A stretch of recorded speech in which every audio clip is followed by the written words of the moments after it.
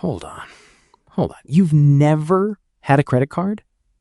Like ever in your whole life? One card, right here, my debit card. That's the whole wallet. 73 years and not one credit card. That is actually kind of insane to me. 73 years. Never signed up for a single one, and I sleep just fine. Okay, but how? Practically. How'd you rent an apartment? Buy a car? You need a credit card for all that. I rented with a handshake and a month's deposit. Bought my cars with cash or a loan from the bank that already knew me.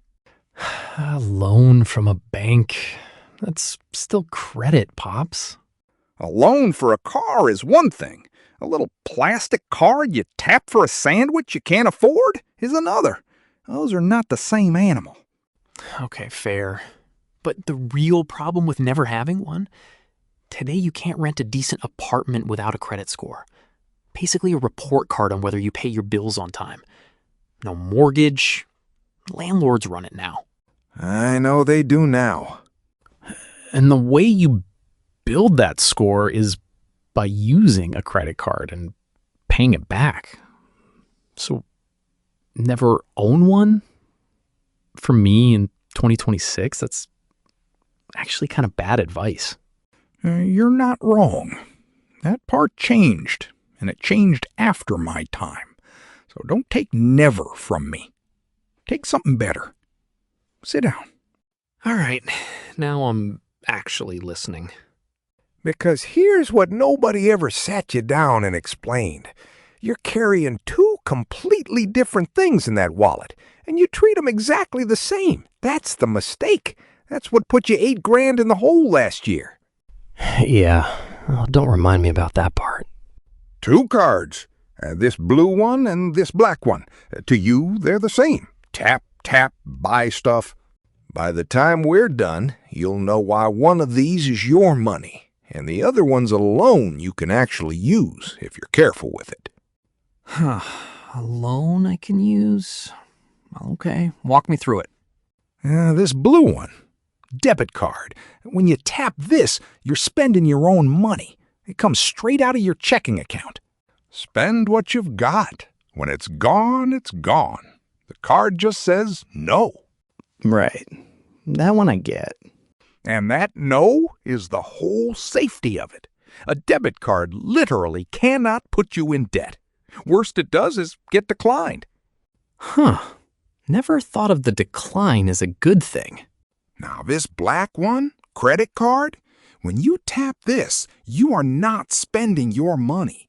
There is no money on this card at all. What do you mean no money on it? It's a loan every single time. The bank pays the store for you, and now you owe the bank. That little tap is you borrowing. And borrowing just means using money that isn't yours yet. Money you've got to pay back. I never think of it as borrowing. It just feels like paying.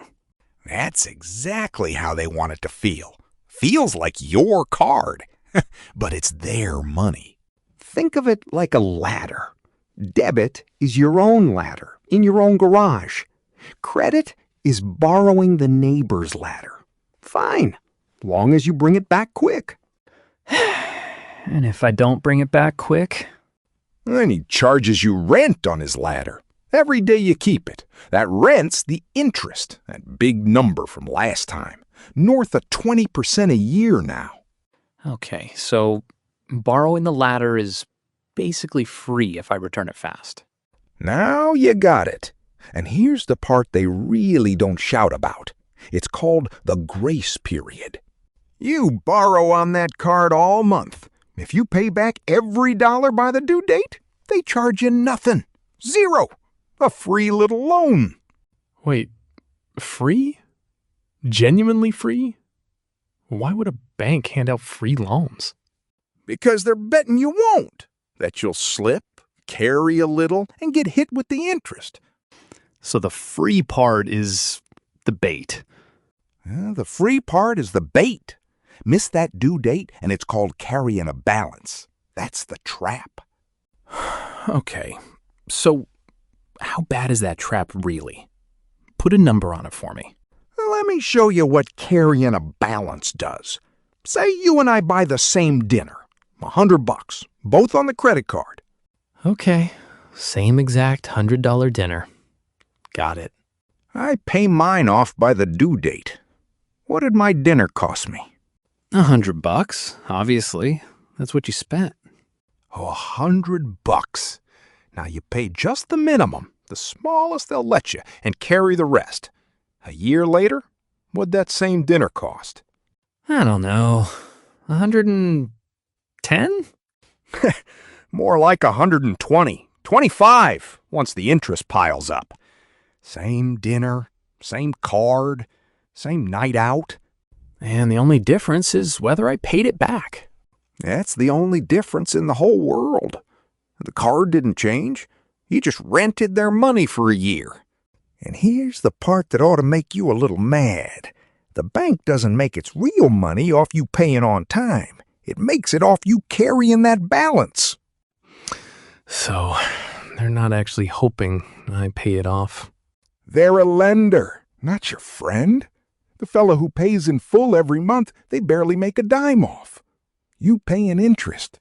That's the whole business. And it works. Right now, about half the folks with a credit card carry a balance every month. Average one's around $6,500. Half of everybody. And you were never once in that half. Not a single day of my life. And not because I'm special. Because I never spent money I didn't already have. That's the whole secret. There isn't a second one. Quick one. Next time I try to buy something online, there's this button that says Pay in 4 with Klarna. Man, I get to watch Pops try to figure out what on earth he's looking at. Pay in 4? In my day, we called that layaway. And you didn't get the couch until you'd paid. All right, come at me. Best argument for the thing I never used. Easy. You need it. Not want, need. And the way you build up that credit history is a credit card. Used and paid back. And what is this credit history exactly, for the folks who don't know? It's your track record. Every loan, every card, whether you paid on time, it all rolls up into a credit score. One number that tells a landlord or a bank how reliably you pay people back. And they trust that number more than they trust a handshake now. They trust the number instead of the handshake. That's just how it works now. No cards, no loans, no history. The number comes up blank. And blank looks risky to them. So here's where I land then. You're right that you need the score, but you do not need the debt. Those are two different things, and they sell them to you as one. Okay, so how do you get the score without the debt? You use the card small and pay it whole every month inside that grace period. The score sees you pay it back like clockwork, costs you nothing, builds the number, and you never carry a dime. So use it like it's a debit card, basically. Use it exactly like it's a debit card. Only put on it what's already sitting in your checking. The card's just the messenger. Then it's a tool, not a leash. Okay, but there are real perks, though. Cashback, points, fraud protection. That stuff debit doesn't give you. Some of that's real. The fraud one especially. Somebody steals that number, it's the bank's money on the line, not yours straight out of your checking. That's a genuine point for the card. And the cashback? And the points? Bait. Fine to take it if you'd have bought the thing anyway, and you pay it whole. But nobody ever put those points there to make you richer. All right, last one. I keep hearing you should carry a small balance to help your score. True? Oh, no. That's a lie that's cost people a fortune. Carrying a balance does not help your score. Paying it off in full does. I'd bet whoever started that one sells interest for a living. You want to know why I made my rule before any of this was even normal? Let me tell you about Ray. Who's Ray? You've never mentioned a Ray? Fella I worked with. 1974. First man I ever knew, personally, who went and signed up for one of these cards. They were still a pretty new thing then. New how? Credit cards feel like they've been around forever. Newer than me, kid. Just a few years before that, banks were straight up mailing them out to folks who never even asked. Live cards, right to the mailbox. Live cards, right to the mailbox. They mailed out working credit cards? To random people? Got so out of hand, the government passed a law in 1970 to shut it down. So by the time Ray got his card, the whole thing was barely a decade old. That's how new all this is.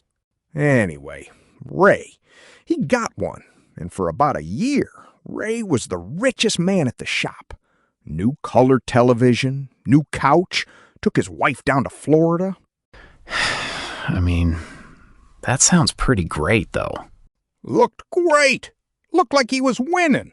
2 years later, they took his truck. He was underwater on that one card for the better part of a decade. Same wage as me. Same exact job. And the only difference was the card. The only difference was the card. I watched it happen up close, and I made myself a rule right there. I'd buy a thing when I could pay for it, or I'd wait. Helen and I saved 11 months for our first couch, paid cash. Wasn't fancy, but it was ours the day we carried it through the door. Still got it down in the basement. 11 months? For a couch? 11 months, and I never laid awake one single night over it. Ray did. That's the part nobody sees. The lying awake part. So Ray's the whole reason you never got one? Ray's the reason. Figured if a card could do that to a good man on a good wage, I didn't want to find out what it'd do to me. Your grandmother reupholstered that couch twice, by the way. Still won't let me get rid of it. Of course she won't. So, if I'm you, 26, needing that score, living in this world instead of mine, here's how I'd think it through. All right, lay it out for me. 1. Know which card is which. Before you ever tap, know if it's your money or their money. Most people honestly don't. 2. If you use the credit card, and you probably should for that score, treat it like the debit card. Only charge what's already sitting in your checking. Pay it off in full every month. Every month, inside the grace period. Then it's free, and it's building your number the whole time you're not paying a dime. 3. Never carry a balance. The day you carry one is the day it stops being your tool and starts being their leash. That's just a line you don't cross. 4. You don't need 5 of them. 1 card, kept almost empty, paid off in full. Same as you didn't need 7 bank apps last time. 1 card, kept mostly empty. Mostly empty? Paid whole. That's the whole game. A credit score is just proof you pay people back. Built slow and boring. A mind is faster than his voice, but the voice keeps up. How long's that take? To actually build it? A year or 2 of small, on time, boring. The number climbs on its own. Anybody promising you a good score overnight is selling something. I'll tell you something, and it's not easy for a stubborn old man to say. My way, never having one at all, it worked clean for me. But it would cost you. Wait, cost me how? If I were 26 today, starting over in your world, I'd get 1 card, use it small, pay it whole, build that score on purpose. Not because I trust the things, I still don't, because pretending the world didn't change would cost you a house someday. That's a big thing for you to admit. It is. And you're the one who made me see it.